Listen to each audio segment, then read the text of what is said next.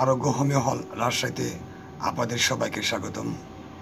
আশা করছি আপনারা ভালো আছেন। আমি ডাক্তার মোহাম্মদ আফজাল রহমান পান্না। আজ আমি আপনাদের সামনে র্যাক্স ৮ ওষুধ নিয়ে কিছু আলোচনা করব। র্যাক্স ৮ ওষুধটি এটি একটি হোমিওপ্যাথিক ওষুধ। এটি তৈরি করেছে পাকিস্তান প্রস্তুত প্রণালী। র্যাক্স ৮ ওষুধটি মূলত কাশির ক্ষেত্রে যেসব রোগীদের কাশ হয়, এখানে সর্বপ্রকার কাশির কথা বলা হচ্ছে, যেসব রোগী কাশি তাদের ক্ষেত্রে র্যাক্স ৮ অত্যন্ত কার্যকরী একটি ঔষধ। কাশি কি এটা একটু আলোচনা করি। শ্বাসনালীতে বাধা সৃষ্টিকারী, জ্বালাপোড়া বা সমলার প্রতি শরীরে প্রতিক্রিয়া হলো কাশি। কাশি হলো শ্বাসনালীতে থাকা তরল উত্তেজক একটি পদার্থ, বিদেশি কণা, যা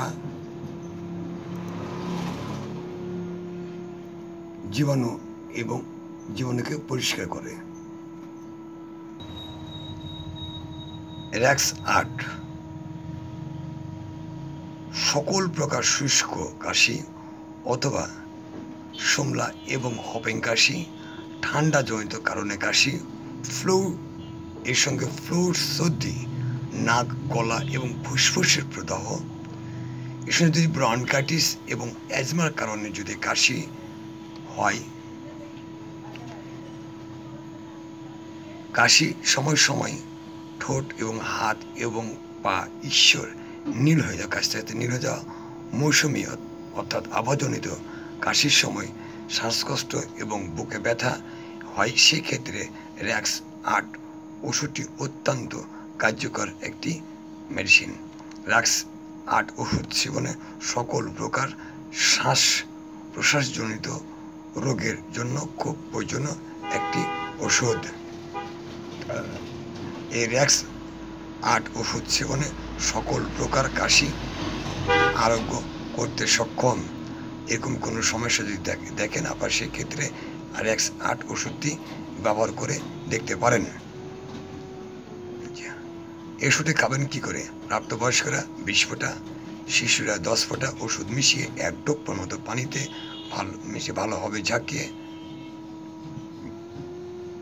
ওষুধটি রোগের প্রকোপ অনুসারে ৪ ঘন্টা পর পর, যদি সেরকম না থাকে সেক্ষেত্রে সকালে, দুপুরে, বিকালে, রাতে সেবন করতে পারেন, অথবা একজন রেজিস্টার্ড হোমিওপ্যাথি চিকিৎসকের সঙ্গে পরামর্শ করে সেবন করতে পারেন।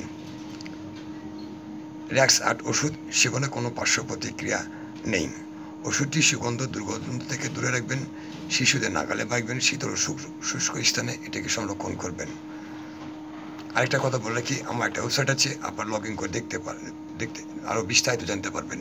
আমি আপনাদেরকে দেখানোর চেষ্টা করছি www.aroghohomeohol.xyz।